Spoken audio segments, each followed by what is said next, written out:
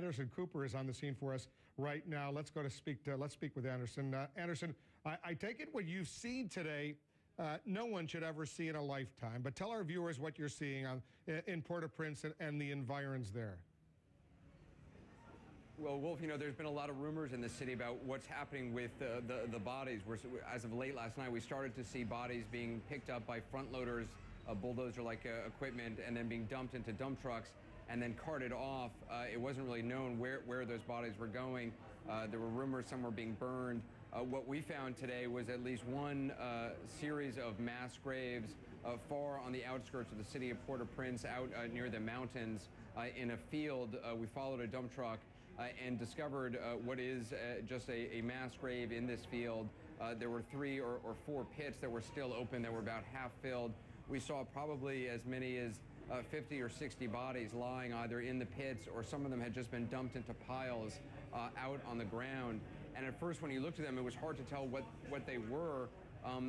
They were wrapped up, some of them in cloth. Some of the bodies were still tied to doors that people had used as stretchers.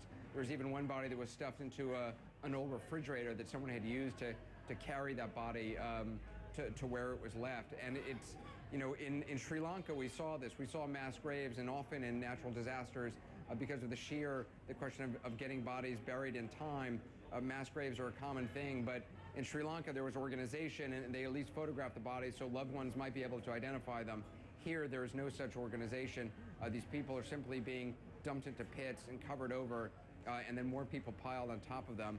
And as for their loved ones, unless they saw that person die and saw the body for themselves, they may never know what actually happened, and we may never know exactly how many people died here, Wolf. So there's no record, as far as you can tell, that's being kept, names, identification numbers of individuals. People are simply disappearing. Absolutely. I mean, we were there long enough that another dump truck came while we were there. One driver got out of the vehicle, another person got behind the wheel, and they just dumped another load of human remains, another 25 to 30 people we estimated, into this pit, and then literally drove off. I mean, there could be American citizens in there. There's certainly a lot of Haitians in there. There's no telling who these people are. And there's certainly no records that I could tell being kept of how many people are being buried in these mass graves. How worried are the experts there, Anderson? Yes, thousands have died in the earthquake, but now many more people potentially could die in the aftermath of disease that they're getting because of a lack of medical equipment or antibiotics or other medicine.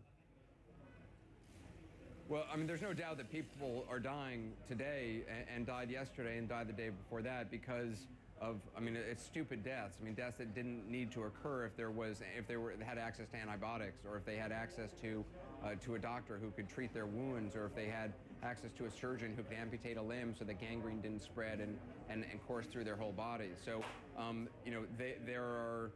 people are dying today because enough aid is not in the right place, and there are not enough personnel to help those people. And there's a lot of stuff in the pipeline, and we've all been reporting on that.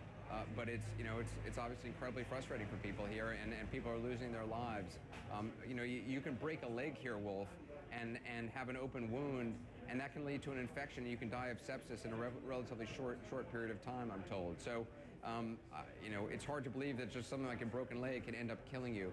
But that's the situation here. Without antibiotics, without proper treatment, people are dying of things that no one in this day and age should be dying of. We're going to be speaking with a physician who's on the scene right now. We're going to get into that. But Anderson, before I let you go, is there any semblance of a Haitian government there, police, other law enforcement authorities, or is all of that simply collapsed? No, I don't think it's fair to say it's collapsed. Driving around a lot today in Port-au-Prince, I saw Haitian police outside gas stations. There are long lines for gas. People can be, it would be very easy for people to start fighting over access to those gas pumps. There were Haitian police, well-dressed in well-pressed uniforms, standing with guns outside 2 gas stations that I saw. So that to me is a sign of, all right, there's some organization of the Haitian police force. They're there, at key points. Believe it or not, traffic lights are working oddly enough. I mean, there's no electricity, throughout much of the city. But for some reason, at least in a lot of places I was on, traffic lights seem to be working, and people seem to be kind of obeying those lights.